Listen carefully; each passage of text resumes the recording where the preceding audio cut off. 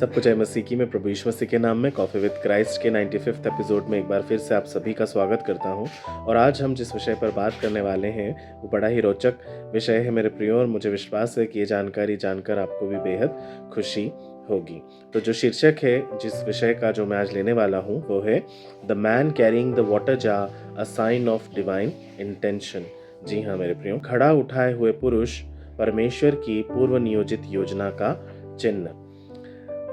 इस विषय में अगर हम ड्वेल करेंगे तो मेरे प्रियो, सबसे पहले हम जाएंगे लूका की किताब उसके 22वें अध्याय के 7वें से 13वें वचन तक, जहाँ लिखा है, तब अख़मीरी रोटी का दिन आया जिसमें फसह का मेमना बलि किया जाता था, और यीशु ने पतरस और यूहन्ना को यह कहकर भेजा, जाकर हमारे लिए फसह तैयार करो कि हम खाएं। उन्होंने उससे पूछा कि तू कहाँ चाहता है कि हम तैयार करें? उसने उनसे कहा, देखो, जब तुम नगर में प्रवेश करोगे तो एक मनुष्य जल का घड़ा लिए हुए तुम्हें मिलेगा। उसके पीछे उसके उस घर में जाना जिसमें वह जाए, और उस घर के स्वामी से कहना, गुरु तुझसे कहता है कि वह अतिथि कक्ष कहाँ है जिसमें मैं अपने चेलों के साथ फसह खाऊं। वह तुम्हें सजा सजाया हुआ एक बड़ा ऊपर का कमरा दिखाएगा, वहीं तैयार करना। और उन्होंने जाकर वैसा ही पाया जैसा उसने कहा था, और उन्होंने फसह तैयार किया। तो इस वचन के माध्यम से हम ये समझते हैं कि यीशु मसीह अपने चेलों से ये कह रहे हैं कि जाकर के फसह की तैयारी करो, और इस तरह का वो इंस्ट्रक्शन उनको देते हैं, और वो इंस्ट्रक्शन को फॉलो करते हैं। और जब वो फॉलो करते हैं तो जैसा यीशु मसीह कहते हैं उन्हें वैसा ही मिलता है। अब मैं आपको कुछ बातें बताऊंगा। अब उन बातों से हम ये समझेंगे कि ये चिन्ह कैसे कैसे स्पष्ट होते जा रहे थे। तो सबसे पहला, ये चिन्ह इतना स्पष्ट क्यों था? पहली सदी में यहूदी समाज में पानी भरना और घड़ा उठाकर ले जाना सामान्यतः यह स्त्रियों का ही काम होता था मेरे प्रियो। उत्पत्ति 24 में भी हम पाते हैं कि रिबका जो है वो कुएं से पानी भरती है। यूहन्ना 4:7 में भी हम ये पाते हैं कि सामरी स्त्री जो है वो पानी का घड़ा भरते हुए यीशु मसीह को मिलती है। सार्वजनिक रूप से मिट्टी का जो घड़ा उठाया हुआ पुरुष था वो बेहद असामान्य दृश्य था। इसलिए जब यीशु मसीह ने ये कहा कि एक मनुष्य जल का घड़ा लिए हुए तुम्हें मिलेगा, तो ये कोई स्पष्ट संकेत नहीं था मेरे प्रियो। यह भीड़ से अलग दिखने वाला एक चिन्ह था। भीड़ भरे यरूशलेम में एक दिव्य पहचान थी कि एक पुरुष वहां पर पानी का घड़ा भरा हुआ मिले। दूसरी बात, यीशु की शांति और संपूर्ण प्रभुता। ध्यान देने वाली बात यह है मेरे प्रियो कि लूका क्या लिखते हैं यहाँ पर कि उन्होंने जाकर वैसा ही पाया जैसा उसने उनसे कहा था। ये 22 के 13वें वचन में लिखा है। वहाँ कोई भ्रम नहीं था, वहाँ कोई गलती नहीं थी, वहाँ कोई घबराहट नहीं थी। सब कुछ वैसा ही पाया जैसा यीशु मसीह ने कहा था। ये बात हमें क्या सिखलाती है? यीशु परिस्थितियों के अनुसार प्रतिक्रिया नहीं देते, वे घटनाओं को दिशा देते हैं। जी हाँ, जो भी हमारे जीवन में घटनाएं हो रही हैं मेरे प्रियो, उन सब को दिशा देने वाले हमारे परमेश्वर प्रभु यीशु मसीह हैं। तो हमें इन बातों का विश्वास रखना है कि यदि प्रभु ऐसा कर रहे हैं तो डेफिनेटली उसके पीछे कोई ना कोई संकेत जरूर छुपा होगा। ठीक है। तीसरी चीज है फसह का मेमना और पूर्व नियोजित योजना। फसह स्वयं भविष्यवाणी का प्रतीक था, ये तो हमें पता है। यूहन्ना 1:29 में क्या लिखा है? देखो, ये परमेश्वर का मेमना है जो जगत का पाप उठा ले जाता है। यीशु मसीह कोई आकस्मिक बलिदान बिल्कुल नहीं थे, वे पूर्व नियोजित मेमना थे। मत्ती 26:24 में भी लिखा है, मनुष्य का पुत्र वैसे ही जाता है जैसे उसके विषय में लिखा है। यस मेरे प्रियो, क्रूस कोई दुर्घटना बिल्कुल नहीं थी। यह दिव्य कैलेंडर का एक निश्चय समय था जिसे पूरा होना जरूरी था। और ये सारी घटनाएं जो हैं वो विषयवार ढंग से, सिलसिलेवार ढंग से यीशु मसीह के जीवन में और उनके आसपास के जीवन में ये सब घटित हो रही थी। चौथी बात है, छोटी बातें भी योजना में शामिल होती हैं। जी हाँ, हम अक्सर बड़े उद्धार की बातों पर ध्यान देते हैं, और वो सही भी है क्योंकि देना भी चाहिए। लेकिन यहाँ एक छोटा सा विवरण हमें क्या याद दिला रहा है? हमें क्या याद दिला रहा है? यीशु घर को जानते थे, यीशु उस मनुष्य को भी जानते थे, यीशु कमरे को भी जानते थे, और यीशु समय को भी जानते थे। अगर वह फसह के कमरे की व्यवस्था पहले से जानते थे तो क्या वह आपके जीवन की व्यवस्था नहीं जानते होंगे? याद रखिए, जिस प्रभु ने घड़ा उठाए हुए मनुष्य को पहले से जान लिया था, तो वो आपके कल को पहले से क्यों नहीं जानेगा? वो पहले से ही जानता है। जब फसह का मेमना बलि किया जाना है और उसके लिए जो फसह का ये जो पर्व मनाना था मेरे प्रियो, आपको क्या लगता है वहाँ पर एक घटना छोटी सी और हुई थी। उन्होंने कहा था कि जो घर का स्वामी है, जो गुरु है, उससे कहना कि तेरे गुरु को ऊपरी कोठरी की ज़रूरत है। कितना कैसे उसको मालूम पड़ा कि ये ऊपरी कोठरी की ज़रूरत है यीशु मसीह को? हो सकता है प्रभु उसे स्वप्नों के द्वारा बात कर रहे हों, हो सकता है स्वर्गदूतों के द्वारा बात कर रहे हों। बाइबल हमें स्पष्ट नहीं करती है, लेकिन यदि बाइबल में ऐसा लिखा है स्पष्टली, जा कर के स्वामी से मिल लेना और वो तुम्हें ऊपरी कोठरी दे देगा तुम्हारे मांगने पर, तो ऐसा क्यों हुआ होगा? कुछ तो उसको कनेक्शन लग रहा होगा, कहीं ना कहीं से तो उसको कंफर्मेशन मिला होगा कि हाँ, मुझे ये ऊपरी कोठरी परमेश्वर को देनी है। कोई मुझसे इस घड़ी ये बातचीत करने के लिए आने वाला है और मुझे ये उन्हें देना ही देना है। ऐसा हुआ ही होगा मेरे प्रियो, तभी तो उसने अपने ऊपरी कोठरी का दरवाज़ा प्रभु यीशु मसीह के फसह के लिए तैयार किया।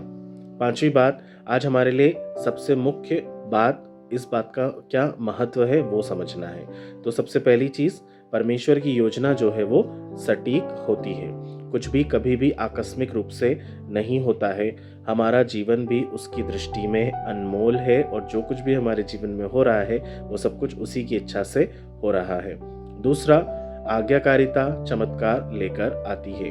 पतरस और यूहन्ना ने किसी तरह की बहस नहीं की। वहाँ पर वो जो भी चलन चलता था कि स्त्रियां ही घड़ा उठाकर ले जा सकती थीं, ऐसा हमें क्यों मिलेगा, ऐसा ही क्यों होगा, स्वामी ने कभी मना कर दिया तो उसको आपको कैसे पता है कि स्वामी दे ही देगा? इस तरह की कोई भी बातचीत वहाँ पे यीशु मसीह से यूहन्ना और पतरस नहीं कर रहे हैं। उन्होंने बस जैसा यीशु मसीह ने कहा वैसी बात का पालन किया।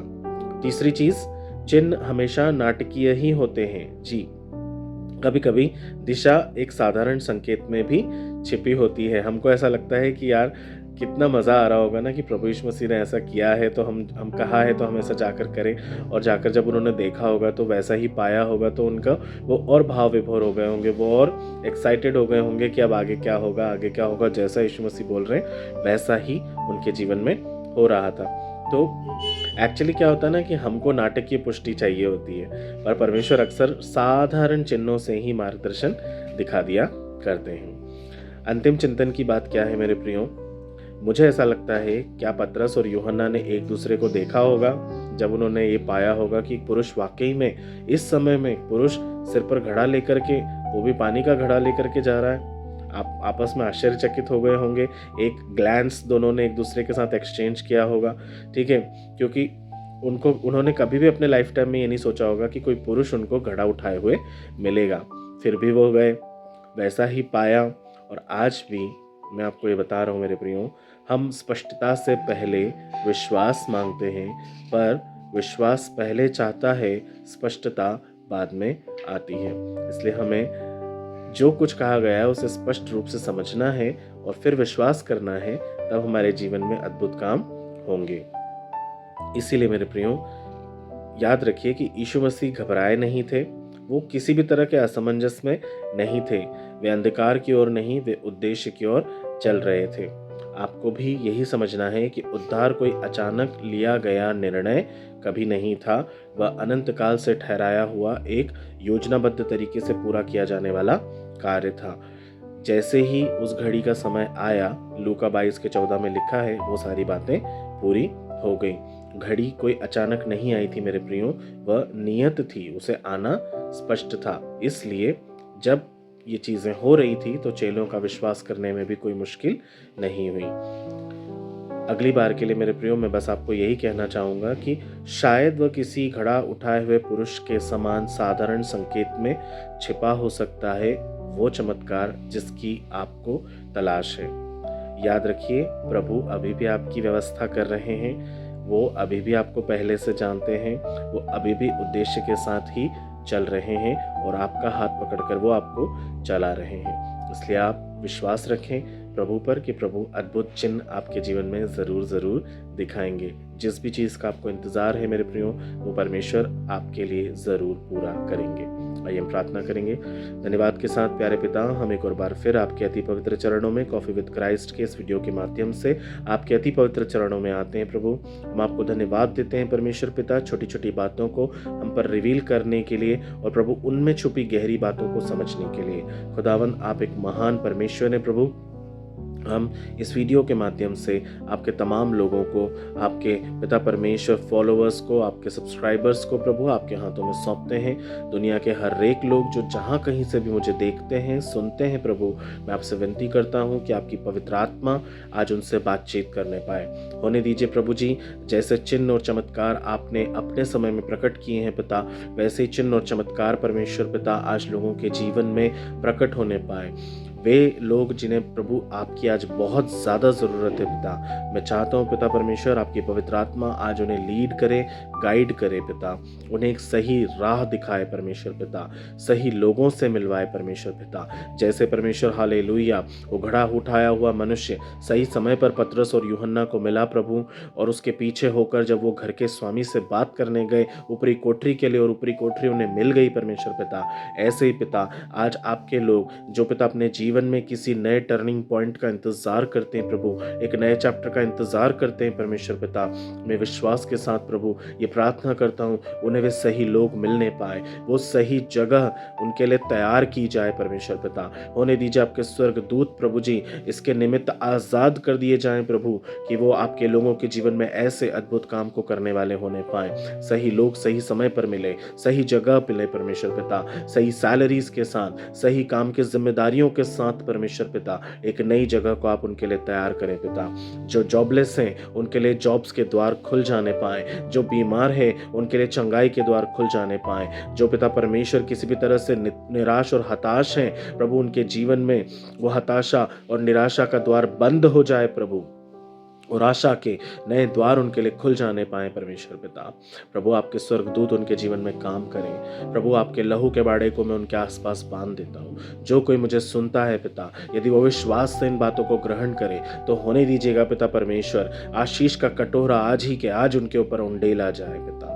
मैं विश्वास से इस बात की घोषणा करता हूँ प्रभु, आपने इसे पूरा कर दिया है, उसके लिए धन्यवाद देता हूँ राजा। सारा आदर, मान और महिमा, इज्जत, गौरव, जलाल में सब कुछ आपको देकर ये विनती प्यारे परमेश्वर प्रभु यीशु मसीह के नाम में पूरी होने मांग लेता हूँ। दया करके सुनिए और ग्रहण करिए, आमीन। मैं विश्वास करता हूँ कि परमेश्वर आपको इस प्रार्थना के द्वारा अद्भुत आशीष देंगे। ये वचन आपके जीवन में अद्भुत काम करेगा।